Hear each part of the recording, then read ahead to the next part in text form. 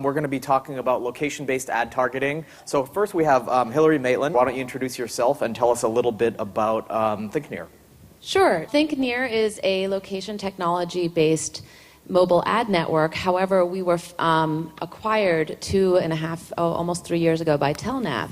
And Telnav has a 15-year history in navigation. So the great thing about ThinkNear is that we get to utilize first-party data and our navigation company for a lot of our mobile ad network and location technology. So one of the things that you guys are famous for, in addition to your great technology, but I like to think of it as a public service announcement, your location accuracy report, which has, I think, been a good reality check to the industry. So tell us a little bit about that as a lead-in to a good kind of construct that you've built here around accuracy versus precision. Thank you. And yes, I mean, we're full stack vertical, so that means we can get a constant feedback loop on how accurate our information is. However, like you said, we wanted to understand the industry as a whole and all the ad information that's coming in through the network. So we created a way to score the ad calls from how accurate they were, and also look at the industry as a whole, like what was that information coming in. I don't know if most people know, but when an app creates advertising calls, they can put location in there, but they can put that location to however many decimals they want to put that location, and that location can come from multiple sources, and they don't indicate what source that is coming from. So if you want to be accurate, you have to understand as a company where that location data is coming from and is it actually where you're stated. So I think one of the things that we also need to understand as advertisers, we don't necessarily need to be super precise if we have a very large audience. If you want to reach the state of California, the good thing is there's a lot of accurate information that will help you reach the state of California. So that's, that's something you might want to do. But you might want to reach San Francisco. You got to be a little bit more precise. You need really good data to reach San Francisco. However, as you've heard from a lot of people speaking, people want to be even more precise than that. They want to reach down to a specific location. And there's multiple reasons you want to do that. That could be a certain type of person is at that location, or based on their location history, you know that you want to reach that location because they're more likely to go to a certain restaurant or a coffee shop. So in that case, if you want to be absolutely precise, you better have accurate data to do that. And we should also specify that sometimes when the data is not accurate, I mentioned this in the opening session on on Wednesday, that sometimes the culprits are ad networks that when they can't get the very accurate GPS-driven, they will infer it in other ways, triangulation and other things. And the holy grail is, when an app will allow you to, or ask you to opt in. Absolutely. And I think what people don't understand is that that's definitely the holy grail. To get that precise can take 10 to 20 seconds. And when you're doing a real-time bidding mobile ad network, like most of us, you're doing that in milliseconds, and it has to be an algorithm that is filtering through and scoring that data to get the most accurate one. I think the example we use here is that you may think you are reaching one location, but almost 40% of the data is over 6 miles off. And if it's one of those campaigns whose intent is to reach 111 Sutter Street, that's obviously a problem. It's a challenge, right? And what we've, one of the things we've looked at, does it matter? I mean, does it matter? And we've definitely gone through some case studies, and the dramatic amount of lift and change for a client in being accurate is, significant. I think if you advance, actually, we have some KPI data on when location is done right, what can be expected in terms of lift. Yes, and I think one of the things that I like to be very consultative with clients. I think that we need to understand, you can see that food and drink and retail, obviously, when you're using location, what are you trying to do with that location? Well, for food and drink and retail, you're probably trying to drive somebody to a store. And if you're not accurate, and then you tell me in an ad that I'm 2 blocks from your restaurant and I'm 6 blocks or 6 miles away, I might actually have a negative reaction to you as a client.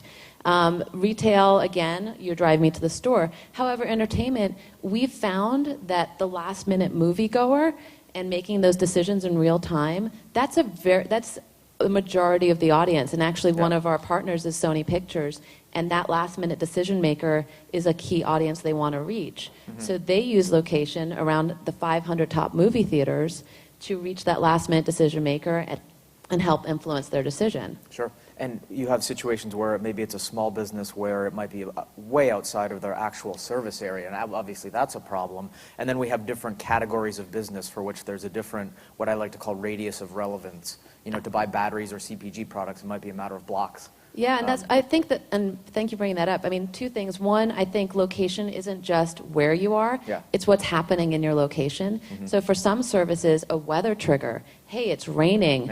It's a great time to think about my battery or my wipers. There are other things based about where you are to trigger an advertisement.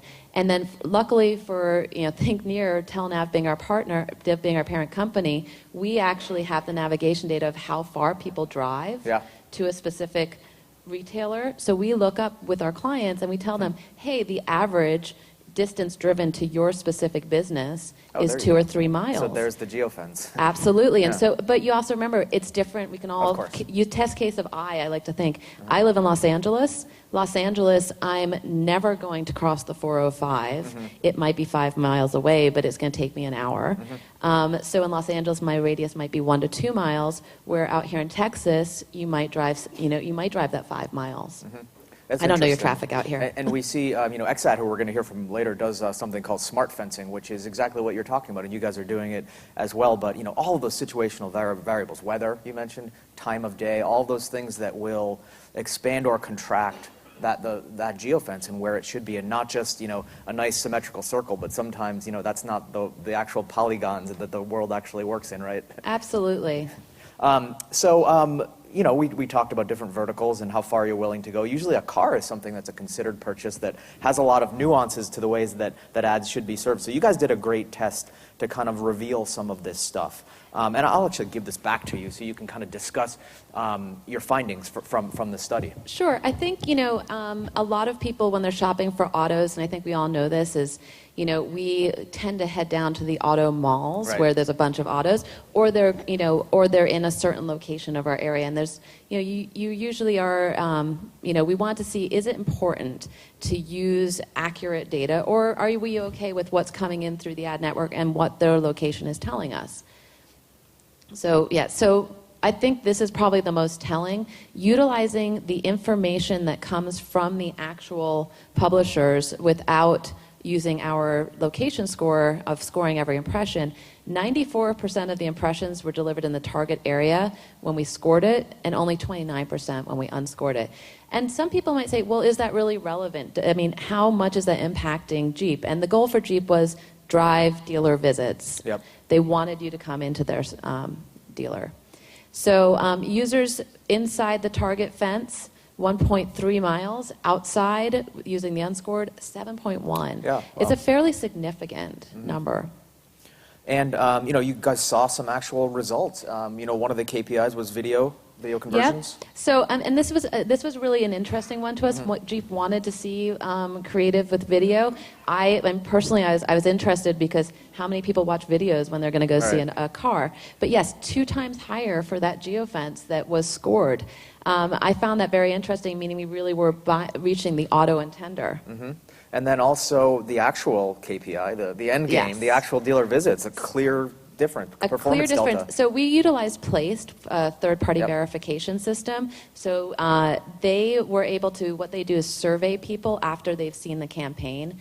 And so the data was that 102% greater lift for people who were in that scored geofence. I thought that was pretty significant and interesting. And in terms of dollars, the cost per dealer visit. The money. So that's what it comes down to. So utilizing accurate data, again, your cost per person coming in significantly dropped.